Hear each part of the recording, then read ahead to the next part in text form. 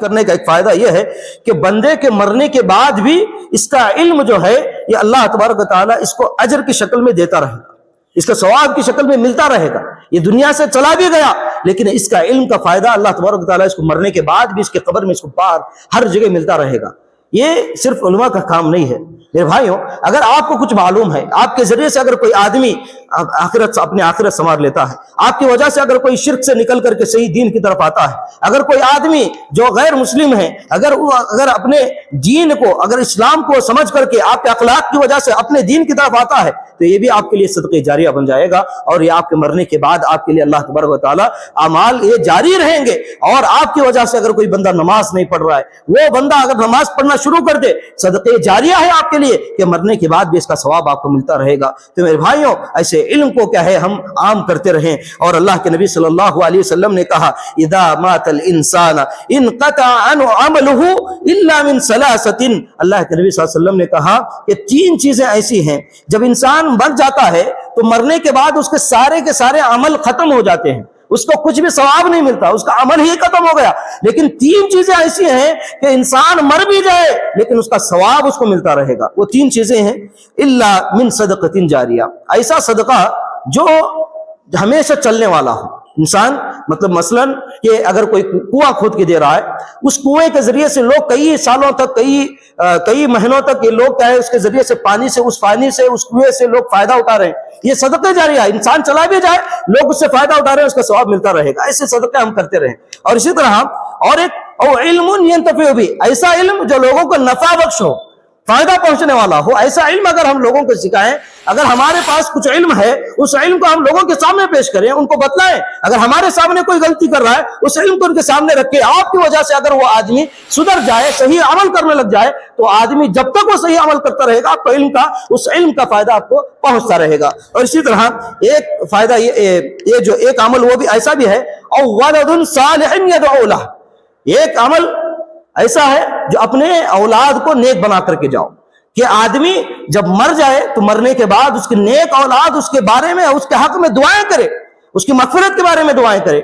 تو یہ تین چیزیں ایسی ہیں کہ انسان مر بھی جائے لیکن اللہ تبارک و تعالیٰ اس کو ثواب عطا کرتا رہے گا۔ تو میرے بھائیوں، ان تین چیزوں کو ہم زیادہ سے زیادہ کیا ہے اپنی زندگی میں لائیں تاکہ اس کے ذریعے سے ہماری آخرت سنور جائے۔ اور اسی طرح اس علم کا حاصل کرنے کا ایک فائدہ یہ بھی ہے کہ قیامت تک اہل علم ہی اللہ کے حکم کو لے کر کے کھڑے ہوں گے۔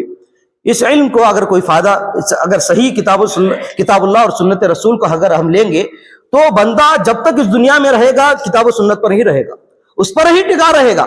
اللہ کے نبی صلی اللہ علیہ وسلم نے کہا لا تزال طائفۃ من امتی قائمۃ بامر اللہ، ایک گروہ ایسا ہوگا جو اللہ کے حکم کو لے کر کے کھڑا ہوگا اور جو ہمیشہ وہی اللہ کتاب اللہ اور سنت رسول کی بات کرتا رہے گا۔ ایک گروہ ایسا ہوگا لا یضرهم من خذلهم او خالفهم، اور کچھ لوگ ایسے ہوں گے جو ان کی مخالفت کریں گے، ان کو ٹوکیں گے، ان کی برائیاں کریں گے، ان کو نقصان پہنچانے کی کوشش کریں گے۔ اللہ نے کہا لا یضرهم من خذلهم، یہ لوگ کچھ بھی کر لیں لیکن ان کا نقصان نہیں کر سکتے۔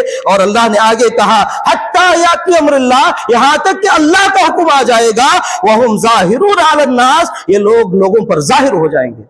اور اس حدیث کو پڑھنے کے بعد آپ یہ سمجھ لیں، امام احمد بن حنبل اتنے بڑے امام ہیں، یہ کہتے ہیں، ان کا قول ہے کہ گروہ کون سا ہے؟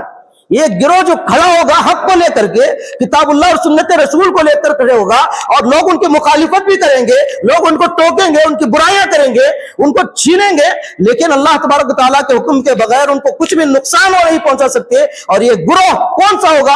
امام احمد بن حنبل کہتے ہیں کہ یہ گروہ، میں سمجھتا ہوں کہ اگر اہل حدیث نہ ہو تو کوئی فرقہ نہ ہوگا، کوئی گروہ نہ ہوگا، اہل حدیث کے علاوہ کوئی نہیں ہو سکتا۔ یہ امام احمد بن حنبل کا قول ہے۔ تو میرے بھائیوں، لوگ کچھ بھی کہیں، ہم کتاب اللہ اور سنت رسول کی بات آپ کے سامنے رکھتے رہیں۔ لوگ ہم کو ٹوکیں، ہم کو کچھ بھی کہیں، لوگ ہمارے کتنے بھی نام رکھیں، لیکن کتاب اللہ سنت رسول کی بات ہم آپ کے سامنے رکھیں گے۔ اور امام ابن حنبل رحم اللہ کہتے ہیں کہ یہ گروہ اگر کوئی ہو سکتا ہے تو اہل حدیث ہے۔ تو میرے بھائیوں، یہ بات سمجھنے کی ضرورت ہے کہ ہم کتاب اللہ سنت رسول کو مضبوطی سے پکڑنا ہے۔ اور اسی طرح اس علم کے لیے امام شافعی رحم اللہ کا ایک قول ہے۔ امام شافعی رحم اللہ جب کسی بوڑھے شخص، جو ایک بوڑھا شخص ہے، تو اسے جب بھی کسی بوڑھے شخص کے ملتے تو امام شافعی رحمہ اللہ اس سے سوال کرتے. کیا سوال کرتے؟ قرآن کے بارے میں اس سے کچھ پوچھتے، حدیث کے بارے میں اس سے کچھ پوچھتے، فقہ کے بارے میں اس سے کچھ سوالات کرتے. اگر وہ کچھ اس کے بارے میں جواب دیتا تو ٹھیک، ورنہ اگر وہ جواب نہ دیتا تو امام شافعی رحمہ اللہ کہتے کہ اللہ تیری طرف سے اسلام کو اور نہ ان دنیا والوں کو کوئی خیر نہ دے، کوئی بھلائی نہ دے، کیونکہ تو نے اپنے آپ کو بھی برباد کر دیا اور اپنے آنے والے لوگوں کو بھی تم نے برباد کر دیا. تو یہ علم کی فضیلت یہ ہے کہ آدمی جب علم حاصل کرتا ہے تو اس کے ذریعے سے لوگوں کو فائدہ پہنچتا ہے. کتاب اللہ سنت رسول کی جب اس کے پاس معلوم ہوتی ہے تو لوگ اس سے فائدہ اٹھاتے ہیں. اگر وہ آدمی ایک گھر میں اگر ایک باپ ہے، اگر ایک باپ نمازی بن رہا ہے، ایک باپ کتاب و قرآن کی تلاوت گھر میں کرتا ہے، ایک باپ گھر کے اندر کس طرح سے رہنا ہے وہ سکون اس نے اخلاق اپنے بچوں کے سامنے رکھتا ہے، تو اس کی وجہ سے، اس کے باپ کی وجہ سے اس کے بچے وہ علم حاصل کر رہے ہیں. تو یہاں پر امام شافعی رحمہ اللہ اس بوڑھے آدمی سے جو پوری اپنی زندگی پر دین کا علم حاصل نہیں کیا، تو اس سے کہہ رہے ہیں کہ تیری وجہ سے نہ تو خود فائدہ اٹھا سکا اور نہ تیرے آنے والوں کو تو نے فائدہ دیا. تو اس سے معلوم ہوتا ہے کہ علم یہ بہت اہمیت کا حامل ہے.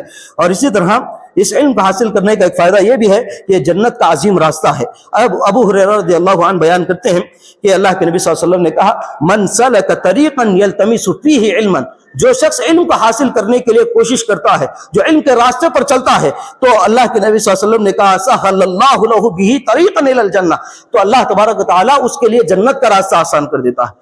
تو جو لوگ شرعی علم، کتاب اللہ اور سنت رسول کا علم حاصل کرنے کے لیے، اللہ اس کے رسول کی بات کو جاننے کے لیے یہاں پر آگے بڑھتے ہیں، تو اللہ تبارک و تعالیٰ ان کے لیے جنت کا راستہ بھی آسان کر دیتا ہے. اور اسی طرح ایک فائدہ یہ بھی ہے کہ لوگ اپنے دین اور دنیاوی معاملات میں ایک عالم سے ہدایت کا نور وہ حاصل کرتے ہیں.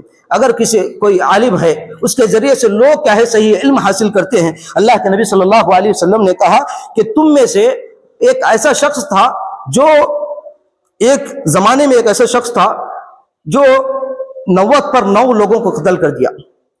90 پر 9 لوگوں کو اس نے قتل کر دیا.